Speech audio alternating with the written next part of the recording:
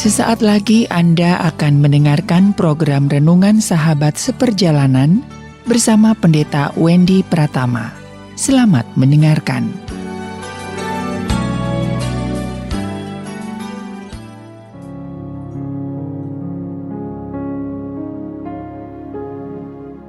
Selamat berjumpa kembali dalam layanan audio Sahabat Seperjalanan. Hari ini adalah hari Rabu 28 Februari 2024. Tema renungan saat teduh kita dengan judul Dosa ditutup atau diungkap.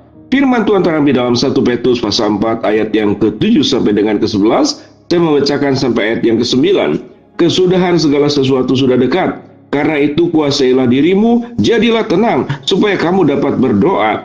Tetapi yang terutama, kasihilah sungguh-sungguh seorang akan yang lain, sebab kasih menutupi banyak sekali dosa. Mari kita berdoa. Bapa yang di dalam surga, kami ingin belajar bahwa setiap manusia berjuang dengan dosanya masing-masing, dan kami boleh menjadi pribadi yang sibuk mengurus dan memperbaiki dosa sendiri daripada mengurus dan mencoba untuk menghakimi dosa orang lain. Dalam nama Tuhan Yesus kami berdoa, amin. Shalom sahabat perjalanan yang dikasihi Tuhan. Sebuah kalimat berkata bahwa kesempurnaan hanyalah milik Allah dan manusia itu sangat dekat dengan yang namanya kesalahan dan kekurangan. Sahabat seperjalanan yang dikasihi Tuhan, berbicara tentang dosa dan dosa adalah hal yang seringkali terus diungkapkan, dikhotbahkan, yang kita baca dalam firman Allah, kemudian juga diajarkan di tengah-tengah masyarakat, bahkan dimulai dari keluarga. Dan kita yang seringkali mendengar kata yaitu jangan dan tidak boleh.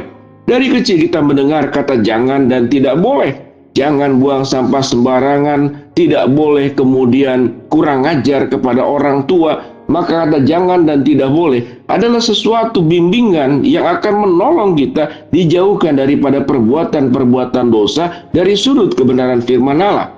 Kalau berbicara tentang kehidupan masyarakat pada umumnya, maka itu ada berbicara tentang etika, tentang sopan santun, tentang ketaatan hukum.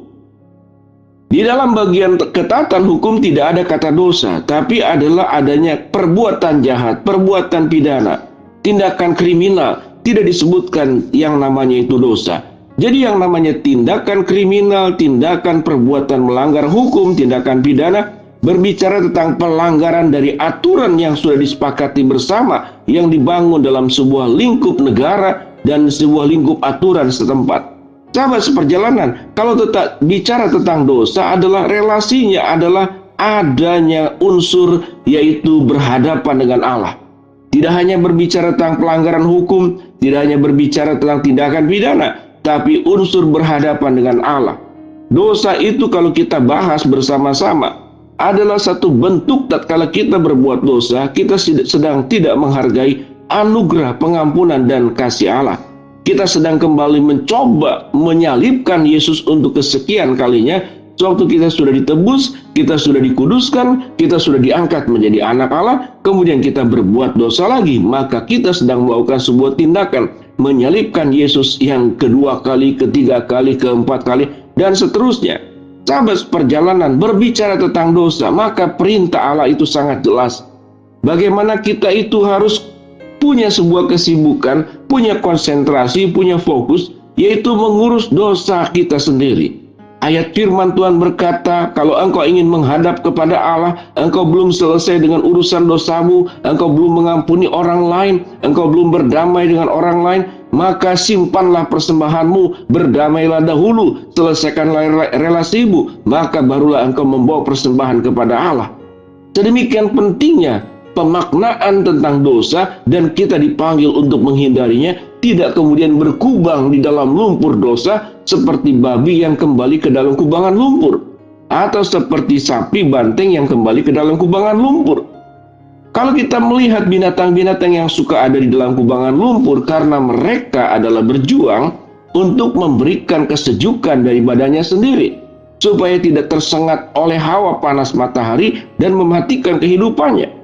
Jadi kalau binatang berkubang di dalam kubangan lumpur, itu adalah sesuatu proteksi diri untuk dirinya sendiri. Tetapi manusia tatkala kembali ke dalam kubangan lumpur keberdosaan, apa yang terjadi?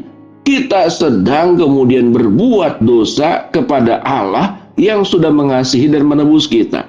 Sahabat seperjalanan yang dikasihi Tuhan, ada perjuangan dua macam dosa. Yang pertama adalah berjuang untuk mengatasi dosa sendiri.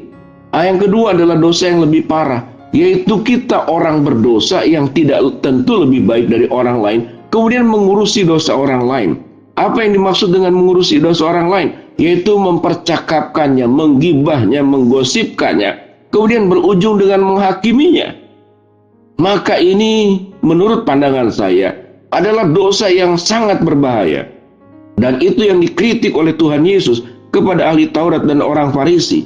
Ahli Taurat dan orang Farisi adalah orang yang sangat sibuk mengurusi dosa orang lain. Seakan-akan dirinya Tuhan yang punya hak untuk menghakimi orang lain, yang kemudian menilai orang lain itu lebih rendah dari dirinya sendiri. Maka ini dosa di atas dosa, sekalipun dosa tidak ada tingkatan.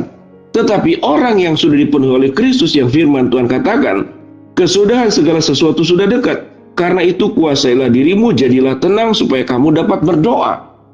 Bagaimana supaya kita tidak menjadi orang yang suka mengungkapkan dosa orang lain, yang tidak suka menggibahkan dan kemudian menggosipkan orang lain?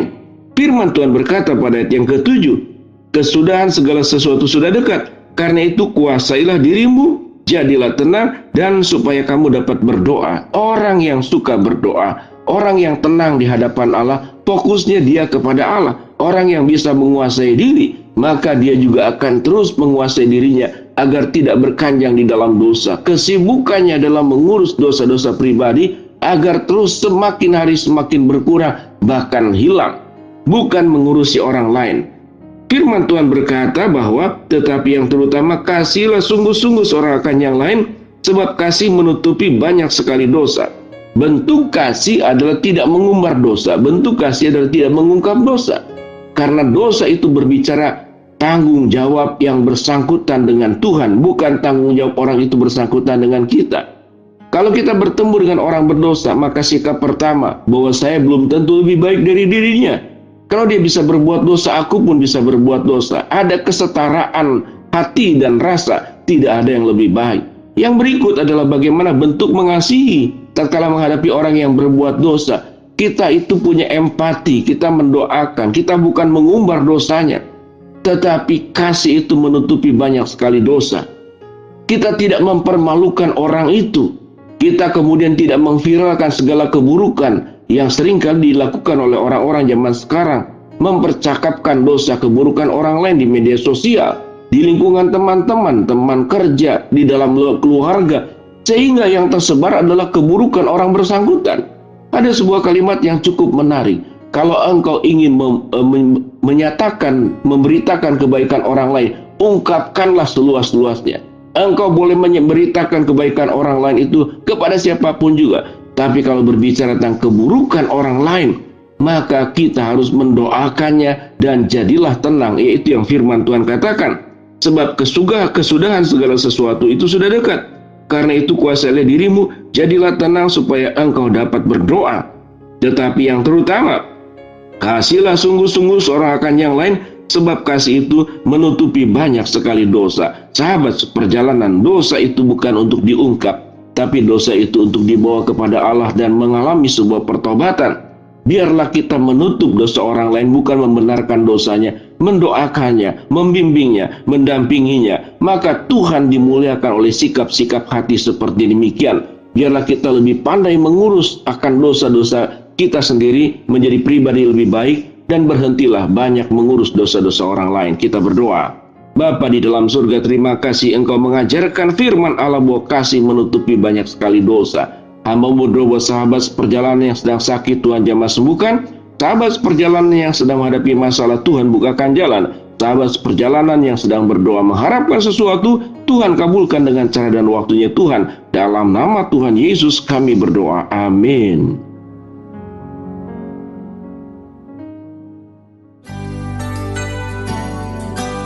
Anda baru saja mendengarkan program Renungan Sahabat Seperjalanan bersama Pendeta Wendy Pratama. Terima kasih atas perhatian Anda. Tuhan Yesus memberkati.